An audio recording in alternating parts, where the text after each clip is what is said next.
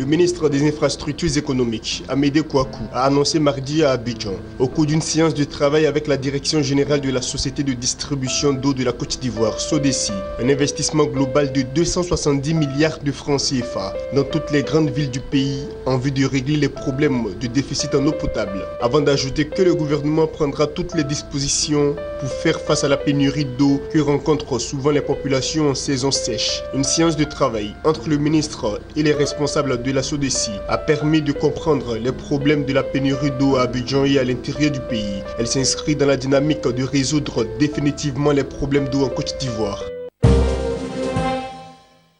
L'opération de déploiement des cartes banques mobiles de la Caisse nationale des caisses d'épargne CNCE en vue de rapprocher ses services de la population vient d'être lancée à Abidjan. Le directeur général de la CNCE, Fadiga Tano Issa, a expliqué que le carte banque mobile, qui est un outil de développement, est une agence mobile avec toutes les commodités à bord, dont une connexion au réseau, un guichet automatique de banque et un guichet physique qui offre aux clients les services qu'ils peuvent trouver dans toute autre agence classique, depuis l'ouverture des comptes jusqu'au retrait au guichet automatique en passant par le conseil clientèle et la souscription aux produits. Cette initiative de la CNCE vise à favoriser ainsi l'inclusion financière des populations dans un contexte où le taux de bancarisation en Côte d'Ivoire est estimé à peine 16%.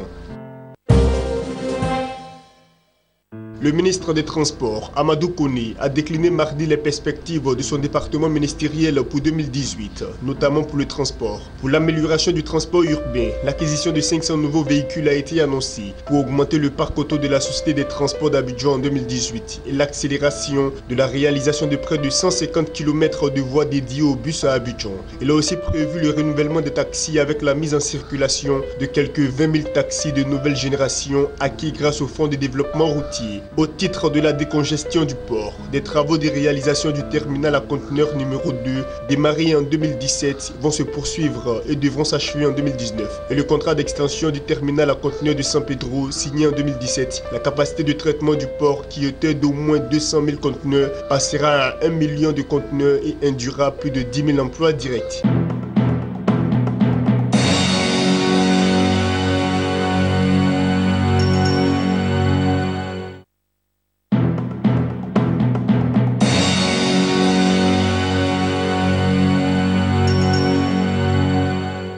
Selon l'édition 2018 du rapport annuel sur les perspectives économiques en Afrique de la Banque africaine de développement BAD, publié à Abidjan, la croissance du PIB réel global de l'Afrique devrait s'accélérer pour atteindre 4,1% en 2018 et 2019, contre respectivement des progressions de l'ordre de 2,2% et de 3,6% en 2016 et 2017.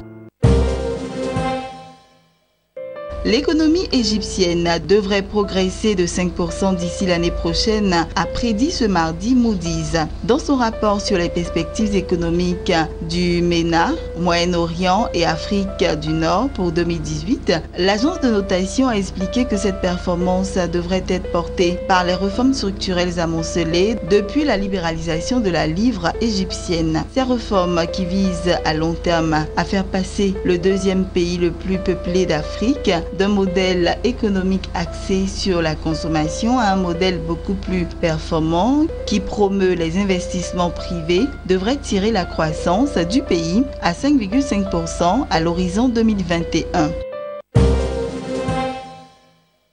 L'État nigérian envisage de lever 700 millions de dollars auprès de ses partenaires internationaux, selon un communiqué du Bureau national de gestion de la dette.